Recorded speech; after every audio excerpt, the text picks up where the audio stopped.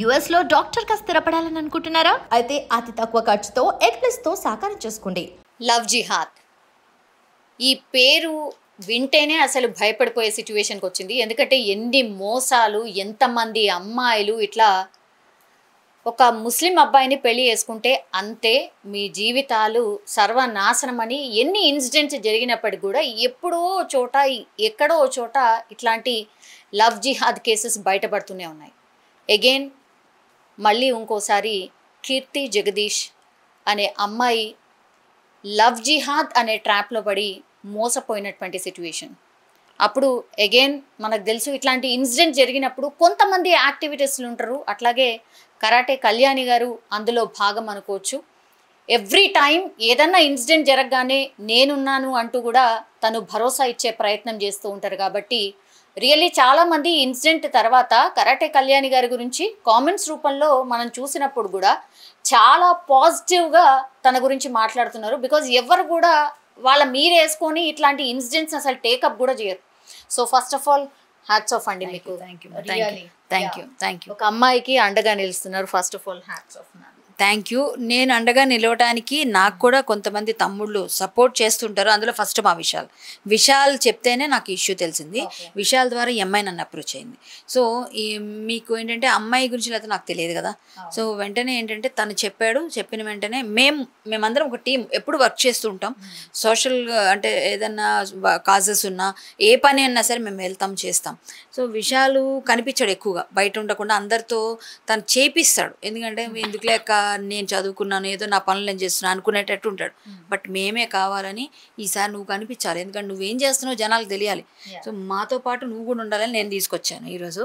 అలాగే తను తీసుకురావడానికి కీర్తి వచ్చింది అంటే మాత్రం అమ్మాయికి కూడా గట్స్ ఉన్నాయి. ఆ అమ్మాయికి కూడా మనం సపోర్ట్ చేయాలి. ఎందుకంటే ఏ అమ్మాయి కూడా ఇది అని చెప్పడానికి కూడా చాలా సంవత్సరాలు సఫర్ అయ్యి ఇంకా ఒకసారి చూసారా బరస్ట్ అవుతుందని అట్లా ఆమెకి ఇంకా తట్టుకునే శక్తి లేని పరిస్థితి వచ్చింది. ఇంకా అందుకే ఆమె బయటకు వచ్చింది. ఇలాంటి అమ్మాయిని చూసి చాలామంది బయటికి రావాలి.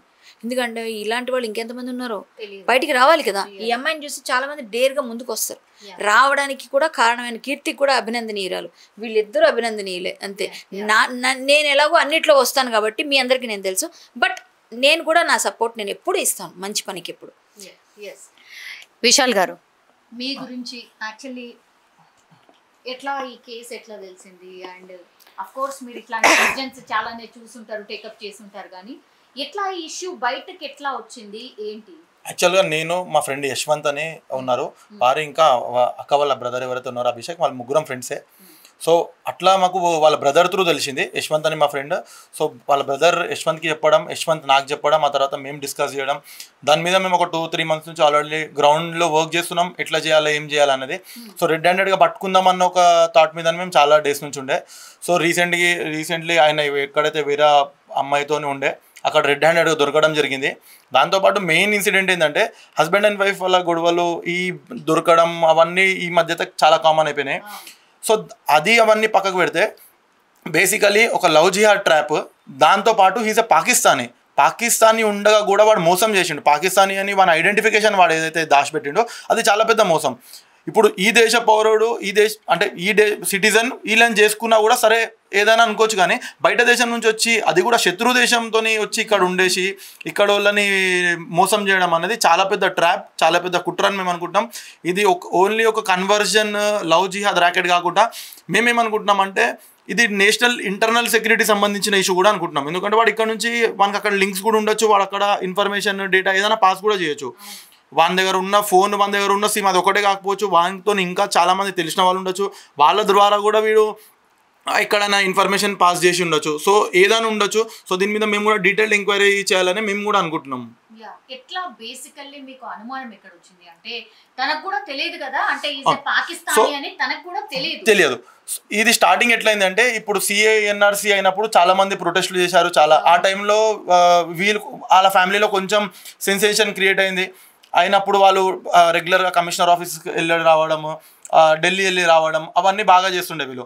సో అప్పుడు కొంచెం డౌట్ అయింది, కానీ 100% క్లారిటీ లేకుండే. ఎప్పుడైతే పహల్గామ్ అటాక్ జరిగిందో ఆ తర్వాత తను కూడా కన్ఫ్యూజ్ చేసిన, అరే అవును నేను కూడా పాకిస్తానీ అనే తను అప్పుడు ఒప్పుకున్నాడు. ఎందుకంటే అప్పుడు గవర్నమెంట్ ఒక అది ఆర్డర్ లాగా ఇచ్చింది, ఎంతమంది అయితే పాకిస్తాన్ వాళ్ళు ఉన్నారో వాళ్ళందరూ వెళ్ళిపోవాల్సిందే, ఇంకా కొత్త వాళ్ళని మేము ఎవరిని రానియం, వీసాస్ గ్రాంట్ చేయమని అప్పుడు పాకిస్తాన్ మన గవర్నమెంట్ సెంట్రల్ గవర్నమెంట్ ఇచ్చిన ఒక ఆర్డర్ అది. సో ఆ టైంలో ఇది అంతా బయటపడింది. అప్పటి నుంచి ఆ పర్సన్ ఎవరైతే ఉన్నాడో ఫహాద్ అని, ఆయన ఏం చేస్తుండే డిస్టెన్స్ మెయింటైన్ చేయడం స్టార్ట్ చేసిండు ఎక్కువ. అంటే ఏదైతే అఫేర్ అయితే ఎప్పటి నుంచో నడుస్తుంది, కాకపోతే ఈ థింగ్ తర్వాత ఇంకా డిస్టెన్స్ మెయింటైన్ చేయడం స్టార్ట్ చేసిండు. ఎందుకంటే ఇది బయటపడితే పాకిస్తాన్కి సంబంధించిన థింగ్స్ ఏమైనా బయటపడతాయేమో అని అనుకొని మేబీ చేసి ఉండొచ్చు. ఇంకోటి వానికి 2018లో సిటిజన్షిప్ వచ్చినట్టు ఒక గవర్నమెంట్ డాక్యుమెంట్ ఉంది, కానీ 2018లో ఆక్యుపేషన్ వాడు స్టూడెంట్ అని చూపిస్తున్నాడు గవర్నమెంట్ డాక్యుమెంట్లో, సెంట్రల్ గవర్నమెంట్ హోమ్ మినిస్ట్రీ డాక్యుమెంట్లో. కానీ 2010 నుంచి వాడు వర్కింగ్. ఇప్పుడు ఏదైతే ఎడ్యుకేషన్ డాక్యుమెంట్స్ ఉన్నాయి, 10th చదివితే ఈ రోజులలో జాబ్ రాదు, ఇంటర్ డిగ్రీ మినిమం ఉండాలా, 126 lakhs నియర్ బై ప్యాకేజ్ వంది. సో డాక్యుమెంట్స్ ఏవైతే వాడు డిగ్రీ డాక్యుమెంట్స్ ఉన్నాయో అది ఇంకా ఇంటర్మీడియట్ డాక్యుమెంట్ కూడా ఇక్కడిది కాదు, ఉత్తరప్రదేశ్ 2009 బరేలీ ఉత్తరప్రదేశ్ స్టేట్లో 100% ఫేక్ డాక్యుమెంట్సే.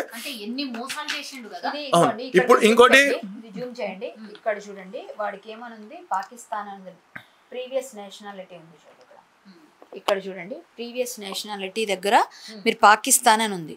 ఇది పట్టుకుని నిన్న తమ్ముడు మేమందరం కలిసి వాళ్ళు ఐడెంటిఫై చేసాము. తను కూడా చూపించి అక్క ఇదేదో తేడా ఉంది చూడండి అంటే, మళ్ళీ ఎఫ్ఐఆర్లో ఇక్కడ నేషనాలిటీ ఉంటుంది చూడండి, ఇక్కడ ఉంది, ఇక్కడ మళ్ళీ ఇండియన్ రాశారు. అంటే మనకేముంది ఇండియన్ రాసేసారు నేషనాలిటీ, ఇది ఇండియన్ అని వాడు రాస్తే మనమే యాక్సెప్ట్ చేసినట్టు అవుతుంది కదా. ఇప్పుడు మనం చేస్తున్నది ఇవన్నీ చూపిస్తుంది వాడు పాకిస్తానీ కదా, వాడు ఎక్కడి నుంచి ఇక్కడికి వచ్చాడని చెప్పిన వాటిని బట్టి, డాక్యుమెంట్స్ని బట్టి, లాంగ్ టర్మ్ వీసాని బట్టి. సో ఇక్కడ మనం ఎఫ్ఐఆర్లో యాక్సెప్ట్ చేస్తే ఎట్లా సార్ అని మళ్ళీ మేము ఆఫీసర్స్ని క్వశ్చన్ చేసాం, మళ్ళీ ఇక్కడ పాకిస్తాన్ అని రాయించాం నేషనాలిటీ దగ్గర. ఎందుకంటే ఈ డాక్యుమెంట్ బేస్ చేసుకుని ఇది 18లో వాడికి వచ్చిన సిటిజన్షిప్ ఇండియాలో. ఎలా వచ్చింది, ఈమెను మ్యారేజ్ చేసుకున్నాడు 16లో, సో 16లో వచ్చింది. సో వీడి డాక్యుమెంట్స్ ఫేక్, వీడి తాలూకా Aadhaar fake, PAN card fake, plus ఈ అమ్మాయిని పెళ్లి చేసుకున్నందుకు ఈ సిటిజన్షిప్ 18లో అప్లై చేసుకోగలిగాడు. సో అదే కదా చూపిస్తాడు వాడు, ఈ అమ్మాయిని మార్చాడు, పేరు మార్చి అది చూపించి తెచ్చుకున్నాడు. సో వాడు చాలా ప్లాన్డ్గా ఉన్నాడు. ఇక్కడ వాడు స్లీపర్ సెల్ అయినా కూడా మనం ఆశ్చర్యపోకర్లేదు, వాడు ఫ్యామిలీ ఎంత స్లీపర్ సెల్ అయినా కూడా మనం ఆశ్చర్యపోకర్లేదు. సో మనం ఇది లవ్ జిహాద్, తమ్ముడు చెప్పినట్టుగా లవ్ జిహాద్ చాలా మన నేషనల్ సెక్యూరిటీ. వాడు ఉండేది తను చెప్పాడు ఇందాక నాకు, అంటే ఇంతకుముందు డిస్కషన్లో కూడా, వాడు ఉండేది ఎక్కడ డిఫెన్స్ ఏరియాలో ఉన్నాడు. ఎక్కడండి, లంగరోస్ అంతా డిఫెన్స్ ఏరియా. వాడు ఏం చేస్తున్నాడు, బయటికి వెళ్ళి వచ్చి ఎవరితో మాట్లాడుతున్నాడు, ఎవరికి ఏమి ఇన్ఫర్మేషన్ ఇస్తున్నాడు, ఎవరితో ఏ విధంగా వెళ్తున్నాడు మనకి ఏమీ తెలియదు. సో వీడు ఫ్యామిలీని ఇప్పుడు ఫస్ట్ వాచ్లో పెట్టి వీళ్ళందరూ లాంగ్ టర్మ్ వీసాలు, వాళ్ళ మదర్కి ఇంకా లేదు ఇండియన్ పాస్పోర్ట్, కానీ వీళ్ళు ఎవరికి సిటిజన్షిప్ లేదు, పాస్పోర్ట్ లేదు, ఒకడే ఉన్నాడు అలీల్ బిలాల్ ఎవడో వాడు తమ్ముడు, వాడికి ఒక్కడికి ఏదో పాస్పోర్ట్ ఉందంట. సో ఇంకోటి ఏంటంటే వాళ్ళ ఫ్యామిలీలో చాలా మందికి లేవు. సో వాళ్ళు ఇక్కడ వాళ్ళని పెళ్లి చేసుకుని అట్లా తెచ్చుకున్నవే. వాళ్ళ మదర్ కూడా ఇక్కడికి వచ్చి ఇద్దరు మళ్ళీ పిల్లలకి అన్నది, వేరే వాళ్ళని పెళ్లి చేసుకుని ఇండియన్ సిటిజన్. సో అంటే వాళ్ళంతా ప్లాన్డ్గా ఉన్నారు. His belongs to Pakistan, but ఇక్కడికి వచ్చిన తర్వాత మొత్తం అంతా ఇక్కడ సిటిజన్షిప్ తెచ్చేసుకొని వాళ్ళు ఏంటంటే ఓటు కూడా వేస్తున్నారండి. అసలు మన అధికారులు ఏం చేస్తున్నారు, మన వ్యవస్థ ఏం చేస్తుంది, ఎవరు వీళ్ళకి సపోర్ట్ చేస్తున్నారు, ఎక్కడి నుంచి ఎవరు వీళ్ళకి ఎక్కడి నుంచి ఏం చెప్పిస్తున్నారు, ఇదంతా ఫస్ట్ రావాలి అంటే బయటకు వచ్చి ఈ అమ్మాయి వల్ల ఈరోజు ఒక నేషనల్ ఇష్యూ అయ్యి ఇది మన దేశ భద్రతకి సంబంధించిన ఇష్యూ అవుతుంది. సో ఇది రావాల్సిన పరిస్థితిలో వచ్చింది కరెక్ట్గా. ఇప్పుడు ఆగస్టు 15 రోజు ఈ అమ్మాయికి ఆ స్వాతంత్రం వచ్చినట్టు బయటకు వచ్చింది. సో ఈ అమ్మాయి ద్వారా ఇప్పుడు వాళ్ళ ఫ్యామిలీ అందరూ బయటకు వచ్చినందుకు వీళ్ళు మొన్న వెళ్ళిపోవాలి, అప్పుడే ఈమెకి డౌట్ వచ్చింది కూడా. సో మొన్న వెళ్ళిపోవాల్సిన టైంలో వాళ్ళు టెన్షన్ చూసిన తర్వాత ఏదో తేడా, ఈ అమ్మాయి తప్పు చేయలేదండి. ఏం చేసింది, అందరూ ఎక్కువ అబ్బాయిని ఎందుకు పెళ్లి చేసి ఇంతకాలం ఎందుకు ఆగేవని అడుగుతున్న వాళ్ళకి సమాధానం చెప్తున్నా. ఈ అమ్మాయి ఆల్రెడీ విషయాలు తీసుకొని 1 month కిందనే ఐబీకి కంప్లైంట్ చేసింది. తన పని తను చేసింది, తన రైట్ తను ఏంటంటే తను ఇండియన్గా తను చేయాల్సిన తన పని తను చేసింది. ఇవాళ రాలేదండి అమ్మాయి. చాలామంది చాలా తప్పుగా మాట్లాడుతున్నారు, ఇంతకాలం ఎందుకు రాలేదు బయటకని. ఆ అమ్మాయి భయపడుతూ ఉంది. ఒక ఆడపిల్ల టెన్షన్ ఉంటుంది ఎవరికన్నా, పిల్లల్ని కన్నాము ఎందుకు బయటపడు, ఆల్రెడీ ఒక మ్యారేజ్ విడిపోయి బాధలో ఉన్నది కదా, ఆ అమ్మాయికి బాధ ఉంటుంది కదా, ఆ బాధలో ఇంకోసారి ఎందుకు మనం బ్యాడ్ అవ్వాలి, మన ఫేస్ ఎందుకు బ్యాడ్ చేసుకోవాలని రారు. ఎవరు వస్తారు, ఇంకా ఎంతమంది బాధల్లో ఉన్నవాళ్ళు ఉంటారు, నేను చెప్తున్నాను, వాళ్ళందరూ వస్తారా, రారు. అంటే పాకిస్తానీస్ కాదు, చాలా మంది లవ్ జిహాద్ గురైన వాళ్ళు కూడా రారు. ఎందుకు వస్తారంటే మామూలుగా. అలాగే వీళ్ళ ఫ్యామిలీతో బ్యాక్గ్రౌండ్ తీస్తే ఎంతమంది ఉన్నారు వీళ్ళ ఫ్యామిలీస్లో, ఇంకా వాళ్ళు రిలేటివ్ అక్కడ పాకిస్తాన్ లింక్స్ ఎంత ఉన్నాయి ఏమున్నాయని తీయాలి కదా. సో ఈ అమ్మాయికి ఆల్రెడీ చేయాల్సింది సఫిషియెంట్గా తను వెళ్ళి ఐబీకి వీళ్ళిద్దరూ వెళ్ళి ఇచ్చారు, వాళ్ళ పని వాళ్ళు చేశారు ఇండియన్ సిటిజన్స్గా. వాళ్ళు నిజంగా చెయ్యకపోయిందంటే మీరు ఈ మాట అనొచ్చు, వాళ్ళు చేశారు. చేసింది అబ్బాయి సపోర్ట్ చేసుకొని తను వెళ్ళింది. తను చాలా సపోర్ట్ చేస్తాడు మామూలుగా అమ్మాయిలకి ఎవరికైనా. అలాంటప్పుడు తను చెప్తాడు, అక్క చెల్లి అన్నాడంటే ప్రాణం ఇస్తారండి పిల్లలు. సో ఇగోండి ఇవన్నీ మేము చేస్తున్నాం, ఇంకా డాక్యుమెంట్స్ తీస్తాము, మేము మా వైపు నుంచి ఏమున్నా మేము సపోర్ట్ చేస్తాం పోలీస్కి. ఖచ్చితంగా ఈ అమ్మాయి ద్వారా ఇండియాకి ఎటువంటి ముప్పు రాబోయిందో, ఈ అమ్మాయిని పెళ్లి చేసుకుని వాడు ఏం చేద్దాం అనుకున్నాడు, అమ్మాయిని యూజ్ చేసుకొని సో ఈ అమ్మాయి బయటపడింది లక్కీగా, అది సంతోషం. ఇప్పుడు వాడి సంగతి వాడి కథ తీయాలి బయటికి. మొత్తం అంతా ఈ అమ్మాయి చేయడం వల్ల మంచి జరిగింది అంటాను నేను, బయటికి రావడం వల్ల ఒక మంచి ఇండియాకి మంచి జరిగింది, ఇండియా సిటిజన్స్కి మంచి జరిగింది. ఇండియాలో ఆఫీసర్స్ ఎవరి గురించి ఏం చేస్తున్నారో ఎవరికి తెలుసు అండి. మన శత్రు దేశాన్ని మనం ఎలా సపోర్ట్ చేస్తాం, అసలు వాడికి ఇక్కడ ఆధార్ ఎవరు ఇచ్చారు, అసలు వాడికి ఇక్కడ పాన్ కార్డ్ ఎలా వచ్చింది, ఓటు ఎందుకు వేస్తున్నారు వాళ్ళ ఫ్యామిలీలో, ఎలా ఓటు వేస్తున్నారు, ఓటు హక్కు అనేది మన కదా హక్కు, భారతదేశంలో ఉన్న వాళ్ళు వేయాల్సిన ఓటు హక్కు. ఎవడు పాకిస్తానుడు వచ్చి ఆ వెధవులు వచ్చి ఇక్కడ ఎట్లా వేస్తున్నారు, ఎవడరా పని చేస్తున్నాడు వీళ్ళు వెనకాల, ఫస్ట్ అది తీయండి, ఫస్ట్ అది రావాలి. వాళ్ళ తలకు ఫ్యామిలీ హిస్టరీ తీయాలి. మన దేశం అంటే మనకి ఎంత ప్రేమ ఉంటుంది, మన శత్రు దేశాన్ని మనం ఎట్లా యాక్సెప్ట్ చేస్తాం. అమ్మాయి తెలిస్తే కూడా అమ్మాయి యాక్సెప్ట్ చేయదు కదా. ఫస్ట్ అమ్మాయి తెలిసిన వెంటనే అమ్మాయి ఏబీ దగ్గరికి వెళ్ళింది. సో ఆ అమ్మాయిని అనవసరంగా మీరు కామెంట్లు చేయకండి, ఎవరు చేసినా సరే ఇది ఖండిస్తాం మేము గట్టిగా. కేంద్ర సర్కార్ అంత స్ట్రిక్ట్గా చెప్పింది, ఎందుకంటే ఆపరేషన్ సింధూర్ ఎంత భయంకరంగా జరిగిందో మనకు కూడా తెలిసిందే. ఒక్క పాకిస్తానీ కూడా ఇక్కడ ఉండొద్దు, అండ్ అక్కడ ఉన్నటువంటి ఇండియన్స్ కూడా మన ఇండియాకి వచ్చేసేయాలి, ఇది క్లియర్ కట్ ఆదేశం. అయినా సరే మేము ఒక్కళ్ళను కూడా ఉంచలేదు, అందరినీ పంపించేశాము అని ఒక రకంగా మన వాళ్ళు చెప్పిండ్రు, అంటే ఇక్కడ ఉన్నటువంటి స్టేట్ ఆఫీషియల్స్ చెప్పిండ్రు. అట్లాగే కొంతమంది ఎవరో ఉంటే కూడా వాళ్ళని కూడా పట్టుకున్నాం పంపించేసినాము అన్నారు. మరి ఇక్కడ ఈ కేసు ఎట్లా మిగిలిపోయింది, ఇది one of the point actually. మీరు ఒకసారి క్లారిఫై చేయాలండి, మీకు ఎట్లా డౌట్ వచ్చింది, అండ్ ఫస్ట్ కూడా మీకు ట్రాప్ లాగా అనిపిస్తోందా, ఇప్పుడు అంతా మీరు రీకాల్ చేసుకున్నప్పుడు ట్రాప్ లాగా అనిపిస్తోందా, లేకపోతే నో ఇట్ వాజ్ జెన్యూన్ ఇప్పుడు అంతా ఉల్టా పల్టా అయింది అనుకుంటున్నారా? లేదండి, ఆనెస్ట్లీ 2011లో తను 24/7 జాయిన్ అయ్యాడు. ఆ కంపెనీలో నేను 2010లో జాయిన్ అయ్యాను. Okay, so I know him as a colleague అనమాట అప్పట్లో. అండ్ దెన్ తనకు తెలుసు నాకు ఆల్రెడీ పెళ్ళయింది, ఒక పాప ఉంది, I was going through a divorce అని తనకు తెలుసు. 2013 నుంచి వీ స్టార్ట్ గెటింగ్ క్లోజ్, తెలిసిందే. దాని తర్వాత 2016లో నాకు డివోర్స్ అయిపోయింది, నాకు మ్యారేజ్ అయింది, ఒక పాప ఉంది. He knows everything, then he accepted me the way I was. దాని తర్వాత పెళ్ళి అన్నప్పటికీ కండిషన్, కన్వర్ట్ అవ్వాలి, ఓకే నువ్వే కాదు నీ కూతుర్ని కూడా కన్వర్ట్ చెయ్యి, కన్వర్షన్ తర్వాతే పెళ్ళి అవుతుంది. ఆల్రెడీ ఒక సిచ్యువేషన్లో ఉన్నాను, ఆ వనరబుల్ స్టేట్లో, you supported me, you been there, I thought future will be better, పాపకి ఫ్యూచర్ బాగుంటుంది, she'll also have a family, that was my thought. పెళ్ళి చేసుకున్నాను. Then starts the entire shit story. Okay, వాళ్ళ ఇంటికి వెళ్ళిన తర్వాత వాళ్ళ ఇంట్లో వాళ్ళు కానీ, వాళ్ళ పేరెంట్స్ కానీ, వాళ్ళ మదర్ మెయిన్లీ, వాళ్ళ మదర్ కానీ వాడు కానీ, they always have some I mean if you are a family మీరు కూర్చొని మాట్లాడతారు, ఒకళ్ళు వెళ్ళిపోయిన తర్వాత మాట్లాడరు, ఒకళ్ళు వచ్చిన తర్వాత మాటలు ఆగొద్దు, because it's a general conversation. వాళ్ళ ఫ్యామిలీలో అలా ఉండదు, వాళ్ళిద్దరికి అలా జరుగుతూ ఉంటుంది, the mother and the son. అది చూశాను. And then I thought maybe నేను అవుట్ సైడ్ కదా, యూ విల్ స్టిల్ కంటిన్యూ. వాళ్ళు ఏమైనా అన్నారు అంటే ఆ రోజు you should see that I'm beaten up badly, కొడతాడు, తిడతాడు, నోటుకు వచ్చినట్టు వాగుతాడు.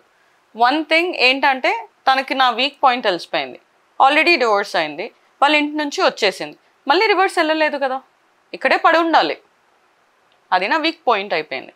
అక్కడే పడి ఉండాలి కాబట్టి అలాగే పడి ఉండిపోయాను. 2018లో నాకు బాబు పుట్టాడు.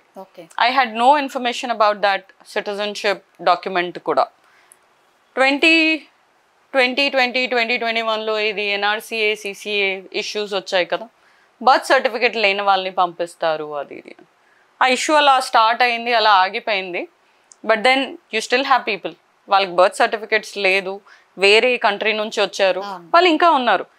ఆ ఎన్ఆర్సీఏ సిసిఏ వచ్చినప్పుడే దే ఆల్ గాట్ కొంచెం ఇప్పుడు ఏం జరుగుతుంది, ఎవరిని పంపిస్తారు, ఎలా ఉంటుంది, కమిషనర్ ఆఫీస్కి వెళ్ళడం రావడం వీళ్ళకి చాలా కామన్గా అయిపోయింది.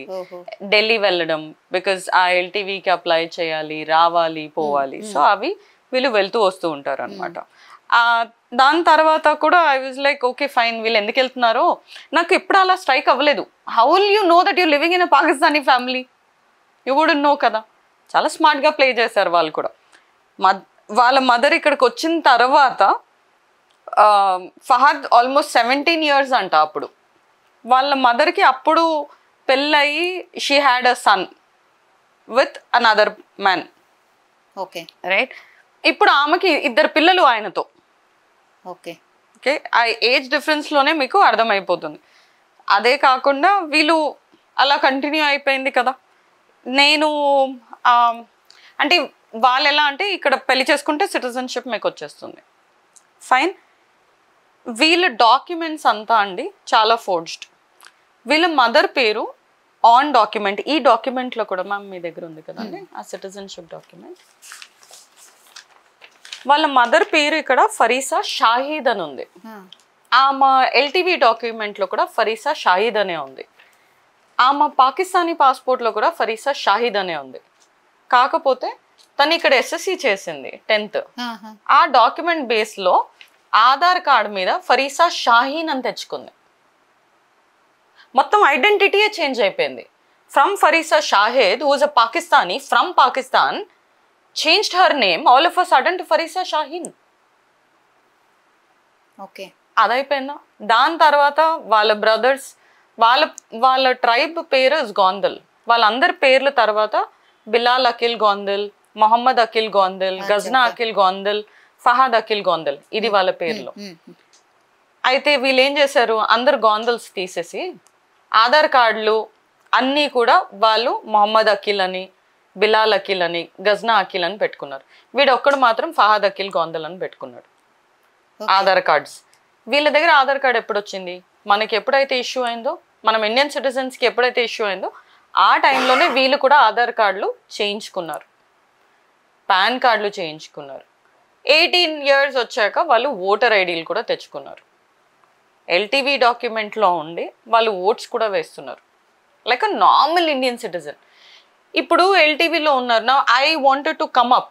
ఇప్పుడు నేను ఇది వాయిస్ అవుట్ చేయాలి, నేను బయటికి వెళ్ళి దీని గురించి నేను చెప్పాలి అంటే I should have some basic knowledge, basic information. Like an educated person నేను కూర్చొని దాని గురించి డాక్యుమెంట్స్ ఏమైతే ఉందో, ఎల్టీవీ గురించి డాక్యుమెంట్స్ ఏదైతే ఉందో అవన్నీ డౌన్లోడ్ చేసుకొని స్టడీ చేశానండి. I just got few bits and parts here and there. అందులో ఏంటి అంటే ఎల్టీవీ వాళ్ళకి అనే కాకుండా ఆధార్ కార్డ్ ఎవరెవరికి ఇవ్వచ్చు అని ఉంది. ఫారెన్ సిటిజన్స్కి మీరు ఆధార్ ఇవ్వచ్చు. However that Aadhaar card can't be used for any government officials or any government kind of work, nothing. మీరు ఓన్లీ అడ్రస్ ప్రూఫ్కి మాత్రమే వాడుకోవచ్చు, అంతేకాని మీరు ఆ ఆధార్ కార్డు ఒక నేషనల్ వాడేటట్టు మీరు వాడలేరు. పాన్ కార్డ్ కూడా మీకు అందుకే ఇస్తారు, so that you can have a bank account. Because bank account కూడా ఎలా ఎవ్రీ 6 monthsకి వెళ్ళి మీరు రెన్యూ చేయాలి as an LTV this thing.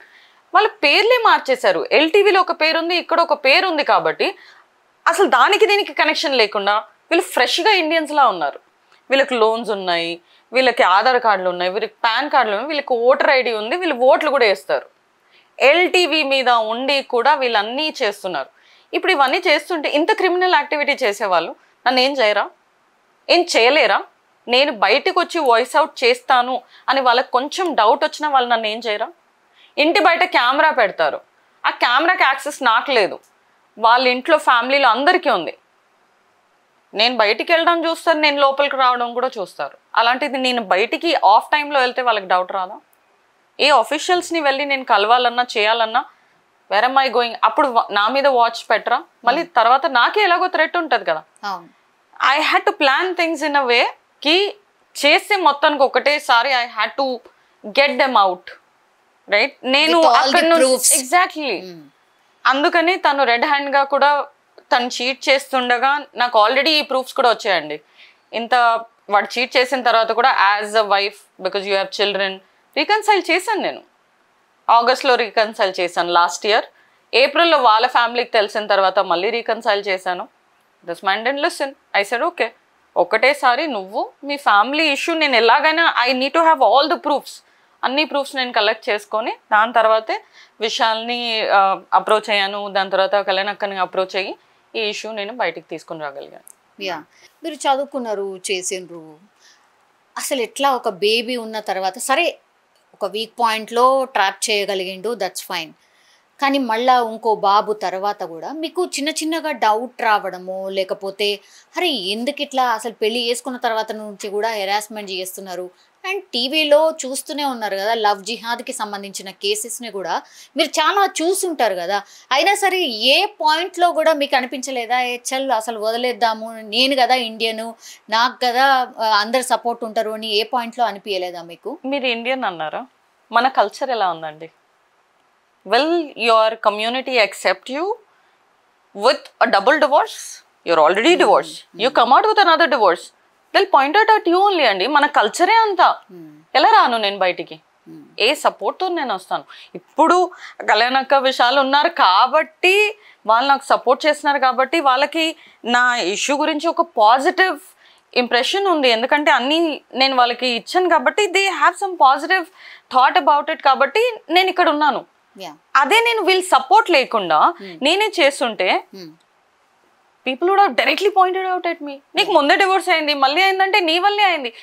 అదే ఒడాసిటీతో కూడా వాళ్ళ ఫ్యామిలీ నన్నే చెప్తుంది ఇప్పుడు, ఇంతకు ముందు కూడా దానికి డివోర్స్ అయింది, అందుకే ఇప్పుడు మళ్ళీ అయింది, దీంట్లో నా కొడుకు తప్పు ఏంటి అని. అందుకనే కదండి మన కల్చరే అంత. మన ఫ్యామిలీస్లో మనకు నేర్పిస్తారు అడ్జస్ట్ అయిపోవాలి, చూసింది చూడనట్టు ఉండిపోవాలి, అది నేర్పించారు మనకి, చిన్నప్పటి నుంచి నేర్పించారు. అలాగే పెరిగిపోయాము. ఎంత ఎడ్యుకేటెడ్ అయినా, ఎంత వెస్టర్న్ కంట్రీ లాగా మనం డ్రెస్ అయినా, ఎంత పెద్ద ఎంఎన్సీ కంపెనీస్లో పనిచేసినా, end of the day you return to your culture, you return to your family, you return with that attitude only. Yeah, మీ మదర్ అండ్ ఫాదర్ ఏంటి అంటే మీ బ్యాక్గ్రౌండ్ ఏంటి? యాక్చువల్లీ ఫాదర్ చనిపోయారండి 2003లో, మా మదర్ 2 years ago చనిపోయారు. ఈ రిలీజన్ యాక్సెప్ట్ చేసుకున్నందువల్ల ఆమెకు కూడా నేను మొత్తం కంప్లీట్గా నేను ఫైనల్ రైట్స్ కూడా నేను చేయలేకపోయాను. ఓకే, మీరు ఒకరేనా? లేదండి, మేము నలుగురము. I have 2 brothers and I have another sister as well. మా ముగ్గురు పెళ్ళి అయిపోయింది, చిన్నోడు ఒక్కడే ఉన్నాడు, వాడికి ఇంకా అవ్వలేదు. మా చెల్లి పెళ్ళయి తను పూనాలో ఉంది, తమ్ముడికి పెళ్ళయి వాడు ఇక్కడే సికింద్రాబాద్లో ఉంటాడు. ఎక్కడ అసలు మేము ప్రాపర్ ఇక్కడ సికింద్రాబాద్ కార్ఖానా అండి. ఓకే, అవునండి. సో ఇక్కడే పుట్టి ఇక్కడే పెరిగాం. Okay, yeah. ఇప్పుడు కళ్యాణి గారు ఇప్పుడున్నటువంటి పరిస్థితుల్లో తిన కేసుని టేకప్ చేసినప్పుడు మీకు ఎట్లాంటి ఇష్యూస్ బయటకు వచ్చాయి? అంటే అసలు దీన్ని ఎట్లా టేకప్ చేయాలి ఏంటి అని అనిపించింది మీకు? యాక్చువల్లీ నేను చాలా ఇష్యూస్ చేస్తామండి, చాలా మంది మమ్మల్ని అప్రోచ్ అవుతూ ఉంటారు. అన్ని కేసెస్ చేసినా కొన్ని చేస్తాం కానీ బయట చెప్పం, ఎందుకంటే సర్లే వాళ్ళు కూడా ఐడెంటిటీ క్రైసిస్ ఉంటాయి, లేకపోతే బయటకు వెళ్తే ప్రాబ్లమ్స్ వస్తాయని చాలా ఇష్యూస్ మేము టేకప్ చేస్తూనే ఉంటాం. ఎందుకంటే నేను as a social activist, as a Hindu activist, BJP leader, plus నేను ఒక అంటే మామూలుగా కూడా గట్టి వాయిస్ వెళ్తుంది కాబట్టి నన్ను అప్రోచ్ అవుతారు. అప్రోచ్ అయ్యేటప్పుడు నేను నన్ను నమ్మినప్పుడు నేను ఎంతవరకు న్యాయం చేయగలను అంతవరకు చేయాలి, అది నా పద్ధతి. చాలామంది ఇప్పుడు కూడా ఈ ఇష్యూ తర్వాత కూడా ఇంతకుముందు కూడా చాలా కాల్స్ వచ్చినాయి. ఇప్పుడు ఎంఐ విషయం టేకప్ చేసినప్పుడు మాత్రం ఎక్స్పెషల్లీ మేము లవ్ జిహాద్ కేసెస్ చాలా చేస్తాం. అర్ధరాత్రి కాల్స్ వస్తే వెళ్ళిపోతాం మేము. కానీ ఈఎంఐది స్పెషల్ కేసు. ఎలా స్పెషల్ కేసు అంటే వీడు పాకిస్తానీ అవటం, పాకిస్తానీని మనం యాక్సెప్ట్ చేయలేం, ఎట్టి పరిస్థితుల్లో చేయం. మనకి ఎందుకంటే రైవల్ కంట్రీ. సో అలాంటి కంట్రీ నుంచి వచ్చి వాడు ఇక్కడ ఓటేస్తున్నాడు అంటే నాకు మామూలుగా రావట్లేదు, కోపం మండిపోతుంది ఒక విధంగా చెప్తే, అంత కోపం నాకుంది. సో నా దేశంని నువ్వు మోసం చేస్తున్నావు అన్ని విధాలుగా, నా దేశం డబ్బు తింటున్నావు, నా దేశంలో తిండి పని అన్నీ చేస్తూ నా ఇంట్లో తింటూనే నాకే కన్నం వేస్తున్నావు నువ్వు, అంతే కదా? దాని అర్థం ఏంటి? మన దేశంనే మనం ఇది చేస్తున్నాడు, నువ్వు ఈ తిన్నింటి వాసాలు లెక్క పెడతారంటారు కదా, వాళ్ళు చేస్తున్న పని అదే. వాళ్ళ ఫ్యామిలీ డబ్బులు సంపాదించుకోవడానికి ఇండియా కావాలి, వాళ్ళు ఉండడానికి ఆధార్ కార్డులు ఇవ్వాలి, వాళ్ళకేమో లోన్లు రావడానికి ఐటీ వాళ్ళకి అన్ని సపోర్ట్ చేసి అన్నీ చేసుకోవాలి. వీళ్ళు అన్నీ చేసి ఇండియాకే నువ్వు ఏదో చేస్తావు. ఇప్పుడు చేస్తున్నావా లేదా అనేది బయట తేలుతుంది. కానీ నీ వల్ల ఇంకెవరైనా చేస్తున్నారేమో నీ తరపు నుంచి, నీ తాలూకా ఫ్యామిలీస్లో. అందువల్ల ఎంఐని స్పెషల్ కేసుగా తీసుకొని కొంచెం థ్రెట్ ఉంది, ఎన్నో రకాలుగా ఫోన్లు వస్తాయి, ఎన్నో రకాలుగా ఆల్రెడీ నాకు ఫోన్లు వచ్చాయి, కొన్ని ఫోన్లు వచ్చాయి. ఒక ఆమె అయితే డైరెక్ట్గా చెప్పింది, ఒక తెలిసిన ఆమె ఎవరో, ఆ అబ్బాయి టోలీ చౌకీలో పుట్టాడంట, బర్త్ సర్టిఫికేట్ మా దగ్గర ఉంది అని. సో మరి ఈ సర్టిఫికేట్ ఏంటో, మన ఈ పేపర్ ఏంటో నేను ఆవిడకి అడగాలనుకుంటున్నా. నువ్వు ఎవరైతే అమ్మా నువ్వు కాల్ చేసి ఉంటే ఈ వీడియో చూడమ్మా, ఈ ఇంటర్వ్యూ చూడండి, ఇలాంటి ఇంటర్వ్యూ చాలా చూసాం, ఇందులో ఇక్కడ పాకిస్తాన్ అని వాళ్ళు సబ్మిట్ చేసిన దానిలోనే మాకు కనిపించింది. మరి మీరు బర్త్ సర్టిఫికేట్ రాత్రి ఎట్లా పుట్టించిండ్రో ఎలా మరి ఇచ్చిందో నాకైతే తెలీదు. మరి ఇవన్నీ కూడా మీరు చెప్పేటప్పుడు మీకు చెప్పిన వాళ్ళని ఫస్ట్ వాళ్ళని పట్టుకుని అడగండి. కళ్యాణి చెప్పిన మాటే కరెక్ట్ అంట, మరి మీరు నాకు చెప్పిన బర్త్ సర్టిఫికేట్ మీరు ఎలా ఇస్తారో మరి నాకు అర్థం కాలేదని వాళ్ళని అడగమని ఆవిడని అడుగుతున్నాను ఇప్పుడు నేను. అంటే ఇలాంటి కాల్స్ కూడా వస్తాయి. అంటే ఆవిడ ఏమని చెప్పింది, పెద్ద పెద్దవాళ్ళు బీజేపీ లీడర్ కదా, నేను మీ బీజేపీ లీడర్ పెద్దోళ్ళతో కూడా మాట్లాడతాను, నువ్వు అనవసరంగా దీన్ని రప్చర్ చేస్తున్నావు. నేను రప్చర్ చేయడం ఏంటి, ఆమె చెప్పిన వాటిలో ఫ్యాక్ట్స్ ఉన్నాయి, దానిలో అన్నీ ఉన్నాయి కాబట్టి నేను ఫ్యాక్ట్స్నే పట్టుకుని వెళ్తున్నా. నేను అన్ని చెక్ చేసిన తర్వాత ఈ కేసు టేకప్ చేశాను. చెక్ చేసిన తర్వాతనే ఆ విషయాలు అంత ఎడ్యుకేటెడ్ కాదా, అబ్బాయి జర్నలిజం ఎంఏ చేశాడు, జర్నలిజం చేసిన అబ్బాయి, ఆ అబ్బాయికి అంతా ఎడ్యుకేటెడ్ కాకుండా అబ్బాయి లేడు. అబ్బాయి చూసి ప్రూఫ్స్ లేకుండానే చేసేస్తాడా? తను చెప్పిన కేసు ఏదైనా నేను టేకప్ చేస్తాను. ఎందుకు, తను ఆల్రెడీ జెన్యూనిటీ ఉంటేనే చెప్తాడు. సో ఈ అమ్మాయి విషయంలో జెన్యూనిటీ చూసాం కాబట్టి మేము వచ్చాం ముందుకి. సో మేము వాడు పాకిస్తాన్ అని ప్రూవ్ చేయడానికి మా దగ్గర ఉన్నాయి, మేము ఇంకా చేస్తాం. ఆల్రెడీ సిపి గారి దగ్గర నుంచి అందరూ దీనిలో ఉన్నారు, ప్రతి ఇంటెలిజెన్స్ దగ్గర నుంచి ఐబీ దగ్గర నుంచి టాస్క్ ఫోర్స్ ప్రతి ఒక్కరు ఇన్వాల్వ్ అయిపోయారు. ఇందులో చేయాలి కదా, మరి మన దేశ భద్రత కాబట్టి. ఆల్రెడీ ఈ కేసు బయటికి రాగానే అందరూ అలర్ట్ అయ్యారు. కానీ ఒక్కళ్ళు కొంచెం ఈజీగా తీసుకున్నారు, వాళ్ళే బంజారాహిల్స్ పోలీస్ మాత్రం చాలా ఈజీగా తీసుకొని చాలా ఈజీగా వాళ్ళని రైట్. అస్సలు నాకు ఇప్పటికీ అర్థం కాని విషయం ఏంటంటే, మేము అంత కష్టపడి రెడ్ హ్యాండెడ్ పట్టుకొని మేము ఇంత స్ట్రగుల్ చేసి పోలీసుని పిలిచి పంపిస్తే వాడు అక్కడ 3 గంటలు తెల్లవారి ఎలా తిరుగుతున్నాడు? ఏం చేస్తున్నారు మీరు పోలీసులు? మీరు ఆధార్ కార్డులు, ఈ ఓటర్ ఐడీలు, వీళ్ళు ఎవరెవరు ఇచ్చారో వాళ్ళందరి పేర్లు బయటకు వస్తే ఆఫీసర్స్ ఎవరు ఇచ్చారో అందరినీ బయట తీసుకుని వాళ్ళని సస్పెండ్ చేస్తారు. ముందు ఈ పోలీసుల సంగతి ఏంటి? ఆ విషయంకైనా మీరు ఎక్కడో దగ్గర మాకు చెప్పొద్దు, పోనీ ఇది పెద్ద ఇష్యూ అవుతుంది అని ఏమైనా మీకు అనుమానం వస్తే వేరే స్టేషన్లో సేఫ్గా ఉంచాలి కదా, సేఫ్గా మాకు కనిపించనీయకుండా దాచిపెట్టాలి కదా. ఈ అమ్మాయి అరుస్తుంది వాడు ఇక్కడ తిరుగుతున్నాడు అని, నేను సడన్గా కొంచెం అలా కళ్ళు మూసి అప్పుడే 3 గంటలు 3:30కు నేను కారులో ఇట్లా కళ్ళు ఇలా లేచా ఒక్కసారి, నువ్వు ఆగమ్మా ఆగు కొంచెం కూల్ అవ్వని చెప్పేసి ఈమెను కూల్ చేసి విశాలని మేమందరం కలిసి ఉన్నామండి. తెల్లవారు 5 వరకు మేము ఫైట్ చేసామండి. మేము ఉన్నాం అక్కడే, మేము నిద్రపోలేదు ఎవరు. తెల్లవారులు ఈ ఇష్యూ కోసం మేము 3 రోజులుగా అదే పనిలో ఉన్నాం, నిద్రలేవు ఎవరికి. సరే ఏది ఏమైనా నేను ఈమె పరిగెత్తి మళ్ళీ వెళ్ళి అప్పుడు మేము చేసిన మంచి పని ఏంటంటే, పిల్లల్ని తీసుకురావడానికి వాళ్ళ మీద డౌట్ ఉందని మాకు ప్రొటెక్షన్కి వెనక పోలీస్ వ్యాన్ తీసుకెళ్ళాం. అప్పుడు వాడు నడుచుకుంటూ, ఇంకా వాడు మమ్మల్ని ఐడెంటిఫై చేయలేదు, సో నడుచుకుంటూ మెల్లగా వస్తున్నాడు. మళ్ళీ అక్కడ వెళ్ళి అడిగి ఈ ఫోటో, అమ్మాయితో కలిసిన ఫోటో చూపించేవాడికి, నువ్వే కదా అంటే ఎస్ అన్నాడు. అబద్ధాలు చెప్పరండి వాళ్ళకి, అదొకటి ఉంది, క్లియర్ ఒప్పుకుంటారు నిజంగా నాడు అబద్ధం చెప్పలే. ఎస్ నేనే అన్నాడు. అంత అమ్మాయి ఫోటో చూపిస్తే నీ దగ్గర వచ్చింది ఫోటో అనాలి కదా, అనకుండా నేను ఎవరు తెలియదు కదా అప్పుడు దాకా. సో వాళ్ళని చూశాడు అక్కడ, కానీ చూసినా సరే అని ఎస్ అన్నాడు. నీ పేరు ఇదే కదా, ఎస్. మరి ఇక్కడ ఉన్నావేంటి, ఇందాక అక్కడ దొరికేవు కదా అన్న అంటే, ఎవరు పెట్టారు కంప్లైంట్ అంటున్నాడు. అంటే దాని అర్థం ఏంటి, కంప్లైంట్ లేదు కదా, కంప్లైంట్ లేదని. మేము ఆల్రెడీ ఇప్పుడు ఏం చేసాము, 3 గంటలకు కంప్లైంట్ ఇచ్చి ఇంటికి వచ్చాం. కంప్లైంట్ ఇచ్చాం సార్, మీ ఎదురుగానే రాసి ఇచ్చాం కదా, పోలీస్ మీరే ఉన్నారు కదా, మీకే కదా ఇచ్చాం మేము, ఈయన పట్టుకొని అన్నాం అప్పుడు. సో నేను దాని మీద కంప్లైంట్ కూడా చేస్తాను, అందరికీ నేను చెప్తాను, నేనైతే వదలానండి, ఇది తప్పు, ఇది ఇంత మేము ఫైట్ చేస్తున్నాం, ఇది తప్పు కదా, రాంగ్ కదా ఇది. సో ఎవరు సీరియస్ తీసుకుని వాళ్ళు తీసుకోలేదు. దాన్ని అడగండి క్లియర్గా, ఏమన్నాడో చెప్తాడు, తెలుసు కదా. ఇంత పెద్ద నేషనల్ ఇష్యూ కదా, యాక్చువల్లీ ఐబీ దగ్గరికి వెళ్ళి కూడా కంప్లైంట్ చేసిండ్రు, నేషనల్ ఇష్యూ ఇది. ఎవరన్నా ఇంత అంటే గత 2-3 రోజుల నుంచి కూడా మీరు మీడియాతో మాట్లాడుతున్నారు, ఈ కేసు ఏంటో చెప్తున్నారు, ఎవరైనా కేంద్రం నుంచో లేకపోతే పైనుంచి అఫీషియల్ ఎవరైనా మాట్లాడే ప్రయత్నం చేసిరో? లేదండి, మాతోనైతే ఎవరు మాట్లాడలేదు పైనుంచి అయితే. అంటే నాకు తెలిసి అఫీషియల్స్తోనే మాట్లాడుతుండొచ్చు, మాతో ఎందుకంటే కంప్లైంట్స్తోనే అయితే ఎవరు మాట్లాడలేదు. సో ఏదైతే మేము అంటున్నాం ఐబీ వాళ్ళకు రీచ్ అయినాం, వాళ్ళ బ్యాక్గ్రౌండ్ వరకు కూడా చేస్తున్నారేమో, అంటే స్టార్టింగ్ నుంచి కూడా చేస్తున్నారేమో, ఎందుకంటే డీటెయిల్స్ అవన్నీ ఇచ్చే వరకు వాళ్ళు కూడా వాళ్ళ లెవెల్లో వాళ్ళు కూడా చేస్తుండొచ్చు, నాకు కూడా తెలిసి చేస్తున్నారు అనుకుంటున్నాను నేనైతే. సో ఇది మొన్న మనకు రెడ్ హ్యాండెడ్గా దొరికిన తర్వాత ఒక పాకిస్తాన్ సిటిజన్ అని అంత క్లియర్గా చెప్పిన తర్వాత, ఇప్పుడు జనరల్గా ఎవరైనా ఒక పర్సన్కి లైసెన్స్ లేకపోతేనే నైట్ దొరికితే మనం పెట్టుకుంటారు, పిఎస్లో పెట్టుకుంటారు, డ్రంక్ అండ్ డ్రైవ్ లో చెప్పు ఏ ఇష్యూ ఉన్నా కూడా పెట్టుకుంటారు, నెక్స్ట్ డే మార్నింగ్ వరకు పెట్టుకుంటారు. లేదు అంటే ఎవరైనా విట్నెస్ వచ్చి ఎవరైనా సిగ్నేచర్ పెడితే వాళ్ళ షూరిటీ మీద వదిలేసి రేపు మార్నింగ్ రండి అని ఏదో ఒకటి అండర్టేకింగ్ మీద ఎవరైనా షూరిటీ పెడితే వాళ్ళ మీద వదిలేస్తారు. ఇప్పుడు ఇక్కడ పాకిస్తాన్ అని చెప్పిన తర్వాత కూడా అంత రెడ్ హ్యాండెడ్గా పట్టించిన తర్వాత కూడా మన బంజారాహిల్స్ ఇన్స్పెక్టర్ సార్ గారు సారే ఉండే అక్కడ. సార్ అంతా ఈజీగా ఎట్లా వదిలేసినారు. ఇప్పుడు పాకిస్తాన్ అని చెప్పిన తర్వాత యాక్చువల్గా సీరియస్నెస్ ఎవరికైనా వస్తుంది. ఈ నేషనల్ సిటిజన్ లాగా ఒక శత్రు కంట్రీ అన్నప్పుడు మనకు ఆటోమేటిక్గా ఒక ఫీలింగ్ వస్తుంది, అరే పాకిస్తాన్ కూడా అని. ఈరోజు క్రికెట్ ఆడడానికి మన వాళ్ళు ఎంకాలు పోతున్నారు, వాళ్ళతో ఎవరు ఆడతారు భయ్ అని. అసలు ఒక పాకిస్తాన్ వాడు ఇక్కడ ఉన్నాడు అంటే ఒక కొంచెం బేసిక్ ఎంక్వైరీ అయినా చేయాల్సింది, అరే వీడు పాకిస్తాన్ వాడు కాదా అని.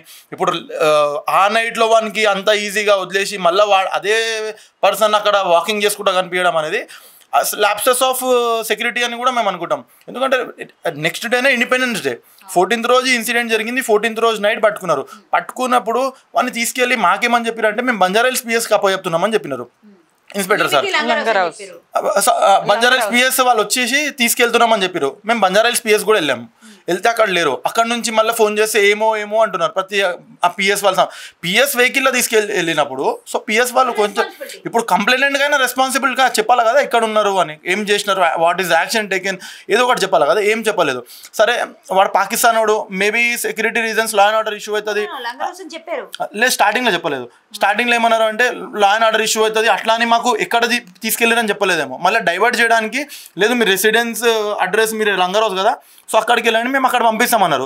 మేము అక్కడికి వెళ్ళి అక్కడ కూడా అడిగాం, నైట్ ఆఫీసర్స్ కూడా వచ్చారు, వాళ్ళని కూడా అడిగాం. కానీ వాళ్ళు ప్రతి ఒక్కరు ఒకటి అన్నారు, లేదా ఇక్కడైతే ఎవరు రాలేదు. అయినప్పటికీ కూడా మీరు ఇక్కడ లోకల్లో ఉంటారు కదా, మీకు అన్యాయం జరిగింది కదా, మీరు ఇక్కడ కంప్లైంట్ ఇవ్వండి, మేము తీసుకుంటాం. ఆ తర్వాత ఏదైనా పిఎస్ ఏదైనా మారిస్తే 0 FIR చేసి మేము వేరే దగ్గర పంపించేస్తాం. సో మీరైతే ఫస్ట్ కంప్లైంట్ ఇవ్వండి అని.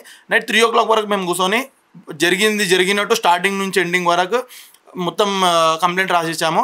సో అక్క వాళ్ళ డాటర్ ఇంకా సన్ అక్కడ లంగరోజ్లోనే నేతాజీ నగర్ కాలనీలో ఉంటారు. సో అక్కడ మేము వెళ్ళాము వాళ్ళ పిల్లలను తీసుకురానికి. ఎందుకంటే ఆ పిల్లలు అక్కడ సేఫ్ కాదు, సేఫ్టీ లేదు, చిన్న పిల్లలు, వాళ్ళకి అమాయకురాలు, వాళ్ళకి ఏం తెలియదు. సో వాళ్ళకి తీసుకురానికి వెళ్ళేటప్పుడు మాతో పాటు పెట్రోల్ కూడా వచ్చింది, పెట్రోల్ కార్ కూడా వచ్చింది. ఒక ASI సార్ ఉన్నారు, ఒక 2 కానిస్టేబుల్స్ కూడా ఉండే. సో వెళ్ళి వాళ్ళని తీసుకురానికి వెళ్తున్నాం. ఆ కాలనీలో ఎంటర్ కాగానే వాడు షార్ట్స్ తీసుకొని మంచిగా వాకింగ్ చేస్తున్నాడు వాళ్ళ బ్రదర్తో పాటు, ఏం లేనట్టు. అంటే ఒక పాకిస్తానీ ఇప్పుడు పహల్గామ్లో జరిగిన అటాక్లో ఉన్న టెర్రరిస్టులు ఎక్కడైనా వాళ్ళ తల మీద రాసి ఉంటుందా అండి టెర్రరిస్ట్ అని? ఉండదు. సో ఈయన కూడా టెర్రరిస్ట్ కాదని ప్రూవ్ ఎట్లా చేస్తారు? సో దాని మీద కొంచెం బేసిక్ ఎంక్వైరీ జరగాలి. పాకిస్తాన్ అనగానే ఫస్ట్ బేసిక్ ఎంక్వైరీ అనేది చేయాల్సింది. డైరెక్ట్ వదిలేయడం అనేది చాలా పెద్ద సెక్యూరిటీ ల్యాప్సెస్. మన హైదరాబాద్ పోలీస్ ఈరోజు చాలా ఈ ఇన్స్పెక్టర్ వల్ల మేబీ హైదరాబాద్ పోలీస్ పేరు ఖరాబ్ కావచ్చు. ఎందుకంటే హైదరాబాద్ పోలీస్ ఈరోజు ఆల్ ఇండియాలో బెస్ట్ పోలీస్ అని అన్ని స్టేట్స్ వాళ్ళు కూడా అంటారు.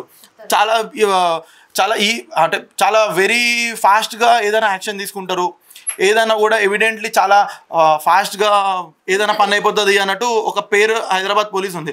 కానీ ఇట్లా ఒక పాకిస్తానీ పర్సన్ అని చెప్పిన తర్వాత కూడా అంత ఈజీగా వదిలేయడం అనేది చాలా హైదరాబాద్ పోలీస్కి కూడా చాలా రిమార్క్ తెచ్చే థింగ్ ఇది.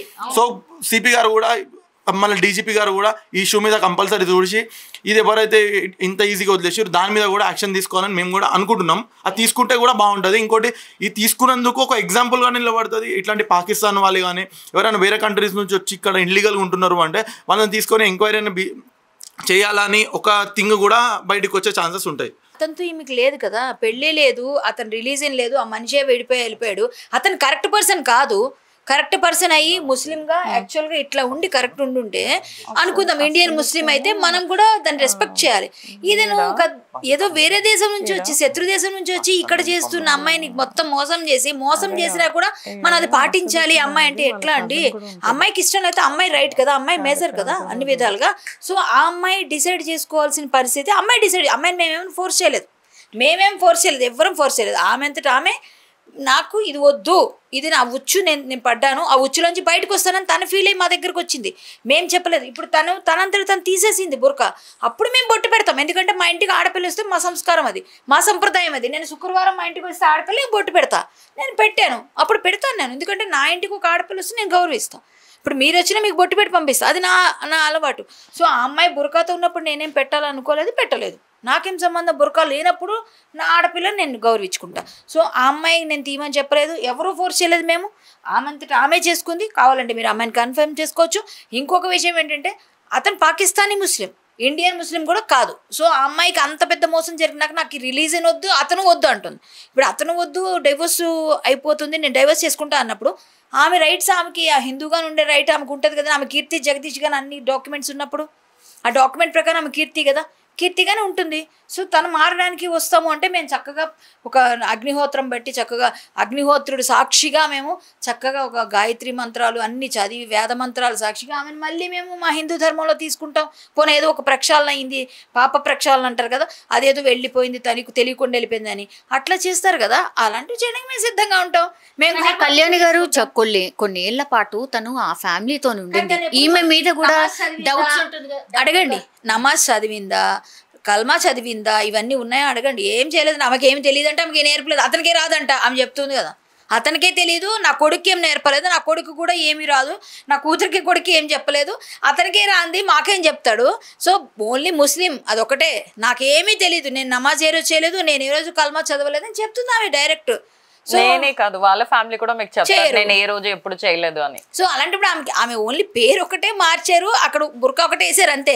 తన లోపల ఉన్న హిందుత్వాన్ని హిందూ స్త్రీతాలుగా ఇవన్నీ మార్చలేకపోయారు వారు. ఆమె లోపల ఉన్న హిందుత్వాన్ని కానీ ఎవరు తీయలేరు. ఆమెకి మళ్ళీ గుర్తొచ్చి బుద్ధి వచ్చి నేను తప్పు చేసినా కదా, ఆమె బ్యాక్ వచ్చినప్పుడు మేము రావద్దు, మా ఇంటికి రాకపో అంటామా? మేము ఆహ్వానిస్తాం. మా ఇంటికి మా పిల్ల వస్తే మేము తెచ్చుకుంటాం.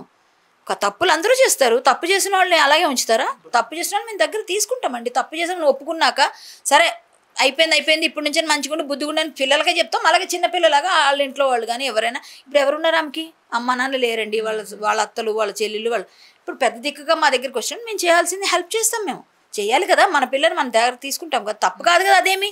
సో అమ్మాయి ఇండియన్ సిటిజన్, అమ్మాయి రైట్స్ అమ్మాయి చేస్తుంది, అమ్మాయి రైట్ అది. అమ్మాయి ఒక మేజర్, అమ్మాయిని ఎవరు అనడానికి లేదు కదా. మన కాన్స్టిట్యూషన్ ప్రకారంగా ఉమెన్ కి ఏం రైట్స్ ఉన్నాయో ఆమె తీసుకోవచ్చు, తప్పేం కాదు. ఇప్పుడు 14 రోజుల రిమాండ్ విధించారు ఫహద్ కి. ఏం తేలే అవకాశం ఉంది నిజంగా ఇన్వెస్టిగేషన్ చేస్తే?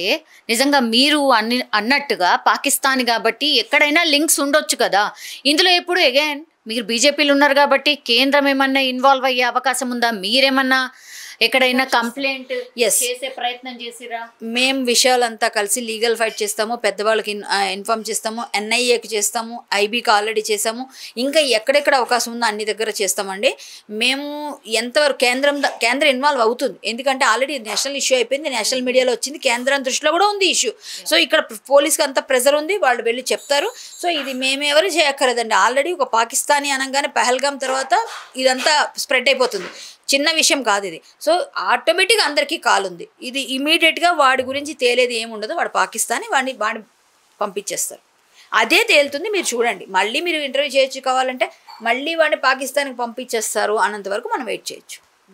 లాస్ట్లీ ఏం చెప్తారండి, ఏం జరగవచ్చు? ఇప్పుడు బిలాల్ అఖిల్ అని ఎవరైతే ఉన్నారు కదా, ఆయన ఇన్స్టాగ్రామ్ ఐడి అండి ఇది, ఇన్స్టాగ్రామ్. ఇప్పుడు దీంట్లో ఆయన ఒకటి పెట్టిండు, I'm not a bad chef, dry fruit hash tag అవన్నీ పెట్టిండు. లిటిల్ హెల్ప్ అని ఒక ఐడిని ట్యాగ్ చేశాడు, అసద్ హుసేన్ అని. ఇప్పుడు ఇదే అసదుద్దీన్ ఐడి ఆయన ట్యాగ్ చేసిన దాంట్లోనే, ఆయన యూజర్ నేమ్ చూడండి, ఆయన ఐడి చూడండి, ఆయన ట్యాగ్ చేసిన దాంట్లోనే కనిపిస్తుందా, క్లియర్గా కనిపిస్తుంది. ఇప్పుడు ఇది ఏదైతే ఆయన ఐడి ఉందో, ఆయన ఐడి అసద్ హుసేన్, అది ఓపెన్ చేయగానే ఈ పర్సన్ది పాకిస్తానీ డిఫెన్స్ సంబంధించిన ఫోటో ఉంది. పాకిస్తానీ ఆర్మీలో వాడు వర్క్ చేస్తున్న ఫొటోస్ ఉన్నాయి. దాంట్లో హ్యాష్ ట్యాగ్ మై అని పెట్టాడు, అంటే వన్ ఫోటో అన్నట్టు. ఎవరు? అసద్ హుసేన్ అన్నట్టు ఆయన. ఇప్పుడు అఖిల్ బిలాల్ అనే ఎవరైతే ఆ పర్సన్ ఉన్నాడో, ఆ పర్సన్ ఫహాద్ వాళ్ళ brother, own brother. So Pakistani ఆర్మీతో వీళ్ళకు అగర్ దేశం వదిలేసి ఇక్కడికి వచ్చినప్పుడు, ఇక్కడ నుంచి వాళ్ళకి పాకిస్తాన్ ఆర్మీకి ఏం సంబంధం? వాళ్ళకి ట్యాగ్ చేయాల్సిన అవసరం ఏమొచ్చింది? అంటే లిటిల్ హెల్ప్, ఆయన ఏం హెల్ప్ చేసిండు నాకు అంటే ఉంట ఒకటే కాదు కదా, ఇక్కడ నుంచి కూడా ఏమైనా హెల్ప్ పోవచ్చు, ఏదైనా ఉండొచ్చు. సో 100% మేము అనుకుంటున్నాం ఇది ఏదన్నా సెక్యూరిటీ సంబంధించిన ఇష్యూస్ కూడా ఉండొచ్చు. ఈ క్లియర్గా పాకిస్తానీ సంబంధించి నేను స్క్రీన్ రికార్డింగ్ కూడా చేశాను, అది కూడా మీకు పంపిస్తాను. ఇప్పుడు క్లియర్గా కనిపిస్తుంది, నేను వాన్ ఐడి నుంచి ఏదైతే నేను ట్యాగ్ చేసింది అది ఉంది, అది ఓపెన్ చేసింది కూడా ఉంది, దీంట్లో ప్రతిదీ ఉంది, నేను మీకు పంపిస్తాను చూడండి. సో 100% ఇది ఇంటర్నల్ సెక్యూరిటీ సంబంధించిన ఇష్యూ కూడా ఉంది దీంట్లో. సో దీని మీద కంపల్సరీగా సెంట్రల్ ఏజెన్సీస్ కూడా దీంట్లో ఇన్వాల్వ్ చేసి దీంట్లో పూర్తిగా ఇన్వెస్టిగేషన్ చేయాలా. వీళ్ళు ఇంకా ఎవరెవరు ఉన్నారో, వీళ్ళకి సపోర్ట్ చేసిన వాళ్ళు ఎవరెవరు ఉన్నారో, ఆధార్ కార్డ్కి కావాల్సిన గెస్టెడ్ సిగ్నేచర్ ఎవరు పెట్టారో అది కూడా డీటెయిల్ తీయాలా అని మేము డిమాండ్ చేస్తున్నాం. చూసారా, లాస్ట్లీ నేను చెప్పేది ఒకటే అమ్మా, వీళ్ళు ఇలాంటి వాళ్ళు ఎంతమంది ఉన్నారో అందరినీ ఏరిపారేయాలి. ఫస్ట్ ఈ అమ్మాయి ద్వారా లవ్ జిహాద్ కేసు అనుకున్న మాకు ఇంత పెద్ద విషయం బయటకు వచ్చింది. సో మేము పాకిస్తానీ అని తెలిసిందని ఇంకో సీరియస్ తీసుకున్నాం. ఒక్క బంజారాహిల్స్ పోలీసు మళ్ళీ చెప్తున్నాం, వాళ్ళు తప్ప అందరూ సీరియస్ తీసుకున్నారు. ఇక్కడ వాళ్ళకు కూడా బుద్ధి వచ్చేటట్టు సిపి గారు చేస్తారు, అది మాకు నమ్మకం ఉంది, చేసేటట్టు మేము కూడా ప్రయత్నం చేస్తాం. కానీ ఇప్పుడు తమ్ముడు చూపించిన ఐడి చూస్తే ఒక వంట పెట్టి ఇటువైపు పులిహోర, అటువైపు పరిగణం అవి పెట్టి ఏదో ఉంది అక్కడ. అంటే దానిలో ఇంటర్నల్గా వాళ్ళకి ఏమైనా ఉందేమో కోడ్, ఎవరికి తెలుసు, మనకేమైనా తెలుస్తుంది, అది మనం ఏమైనా అట్లా ఆలోచిస్తామా? వాళ్ళకి ఎవరికి ట్యాగ్ చేసిండు పాకిస్తానీయుడికి, అంటే వీళ్ళు పాకిస్తాన్లో సంబంధం లేదనడానికి ఇది ఒక్కటి చాలుగా సంబంధం లేదు. పాకిస్తానీ ఆర్మీతోని సంబంధం ఉంది నీకు, లేకపోతే అతను ఎందుకు ట్యాగ్ చేసినావు, ఏం పని నీకు? సో ఇది మీరు తీసుకొని పోలీస్ శాఖ క్లియర్గా ఈ వీడియో మీరు చూస్తూ ఉంటారు. మావన్నీ ఐడియాలు మీకు ఆల్రెడీ ఉన్నాయి మీ దగ్గర, ఎందుకంటే మేమందరం ఫైట్లో ఉన్నాం, మీరు మా ఐడియాలు ఫాలో అవుతున్నారు. ఈ మా ఇంటర్వ్యూ చూడండి, ఇందులో మేము చూపించిన విషయం చూడండి, దీన్ని బట్టి కూడా మీరు తీగలాగితే డొంకంతా కదలొచ్చు. ఒక్కసారి ప్రయత్నం చేయండి. ఈ గస్టెడ్ సిగ్నల్ తమ్ముడు చెప్పినట్టుగా అన్నీ చేయాలండి, వెరిఫై చేయాలి. అన్నీ వెరిఫై చేసి ఈ ఇష్యూ ఫస్ట్ ఇమీడియట్గా మీరు టేకప్ చేయాలి. ఈ ఇన్స్టాగ్రామ్ ఐడిలో వాడు ఎవడైతే బిలాల్ అఖిల్ వాడు ఎవడైతే ట్యాగ్ చేసిండో, ఆ ట్యాగ్ చేసిన పర్సన్ ఎవరు, అతని బ్యాక్గ్రౌండ్ ఏంటి, వీళ్ళు ఎప్పటి నుంచి ఇవన్నీ చేస్తున్నారని మీరు కొంచెం పట్టుకొని మీరు చేస్తే చాలా పెద్ద దొరకవచ్చు. మన దేశ భద్రత చాలా ముఖ్యం, మనందరం ముఖ్యం, చాలా ముఖ్యం ఉందండి. మనందరం కూడా సేఫ్గా ఉండాలి వాళ్ళతో పాటుగా. ఈ పిల్ల ఏదో లక్ బాగుండి బయటకు వచ్చింది, ఈ వల్ల ఇంత పెద్ద ఇష్యూ కూడా బయటకు వచ్చింది. సో రావాలి, ఇంకా ముందుకు ఎంతమంది ఉన్నారో అందరినీ బయట, ఇక్కడ పాకిస్తానీలు కానీ ఎవరెవరైతే అక్రమంగా ఉంటారో చొరబాటుదారులు ఎవరున్నా సరే అందరినీ బయటికి పంపించాల్సిన బాధ్యత మనదే, మన ఆర్మీదే, మన పోలీస్దే. సో మీరు వర్క్ చేయండి, మీకు ఎటువంటి సపోర్ట్ కావాల్సి వచ్చినా మేము అందరం ఉంటాం. Jai Shri Ram, Bharat Mata ki jai. Around, please do not fall for any trap as such by Muslims. Do not have to trust them. Even if they tell you they'll marry, they'll take you home. It's all. Sorry అండి, పెళ్ళి చేసుకుంటానని చెప్పి మిమ్మల్ని మాయ మాటల్లో పడేసి తీసుకెళ్ళి వాళ్ళ ఇంట్లో మీరు ఒక పర్సన్గా కూడా మీరు ఉండలేరు. ఇట్స్ ఆల్ జస్ట్ ఒక ట్రాప్ లాగానే ఉంటుంది. అది మీకు డబ్బులు ఉన్నంత వరకు, మీ అందం ఉన్నంత వరకే అవన్నీ. అదంతా పోయిందంటే మళ్ళీ వాళ్ళకి ఇంకో పెళ్లి చేసుకున్న రైట్స్ ఉంటుంది. ఆ రైట్స్తో పాటు వాళ్ళు చాలా చేస్తారు. సో ప్లీజ్ ఇలాంటి ట్రాప్స్లో మీరు పడొద్దు, ఇలాంటి ట్రాప్స్కి మీరు సఫర్ అవ్వద్దు తర్వాత. That's the only request. And don't even think of conversion, ఇవన్నీ తప్పు అండి. చాలా నేను అర్థం చేసుకున్నాను. ఈ 10 years ఆఫ్ సఫరింగ్ నాకు చాలా నేర్పించింది. ఈవెన్ నా ఎనిమీకి కూడా ఇలాంటి సిచ్యువేషన్ ఎప్పుడు రాకూడదండి. That's it. Thank you. So ఇది లవ్ జిహాద్ మాత్రమే కాదు, దీని వెనకాల చాలా ఉండే ఛాన్సెసే ఉన్నాయి. బికాస్ ఆ లింక్స్ అన్నీ చూస్తే కూడా అదే అర్థమవుతుంది కాబట్టి. అండ్ లాస్ట్లీ తను చెప్పినట్టుగా దయచేసి ఎవ్వరు కూడా ఊరికనే ట్రాప్లో పడకండి. మీకంటూ ఒక ఆలోచన ఉంటుంది కదా, ఇవన్నీ చూసిన తర్వాత అయినా తెలుసుకోండి అనేటువంటి మాట చెప్తుంది. బికాస్ అందులో ఉండొచ్చింది కాబట్టి. సో ఇది కూడా ఒక మెసేజ్ లాగా తీసుకోవాల్సిన అవసరం అయితే డెఫినెట్లీ కనిపిస్తుంది.